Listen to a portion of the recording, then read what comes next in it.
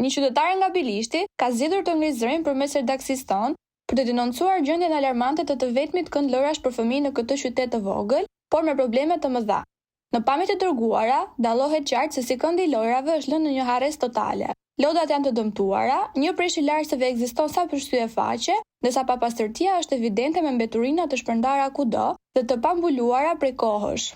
Tapeti që mbulon sipërfaqen e betonuar është i grisur në disa pjesë, duke e bërë vendin jo vetëm të papërshtatshëm, por dhe të rrezikshëm për fëmijët. Sipas qytetares, që është edhe nënë e 2 fëmijëve, që nga ndërtimi i parkut në vitet 2016-2017 nuk është bërë asnjë investim nga bashkia e drejtuar nga kryetari aktual, Eduard Duro. Përshëndetje, jam një qytetare e Bilishtit dhe nënë e 2 fëmijëve. Dua të shpreh shqetësimin tim për degradimin e të vetmit kënd largëtimi në Bilisht dhe në të gjithë zonën e Devollit. Parku është ndërtuar në vitet 2016-2017 dhe prej 6 vitesh nuk është kryer asnjë investim nga bashkia. Ju faleminderit nëse raportoni shqetësimin tim, shkruan ajo. Për fat të keq, duket se fëmijët e Devollit janë lënë jashtë mundësisë për të shijuar siç duhet një nga periudhat më të bukura të jetës, fëmijërinë.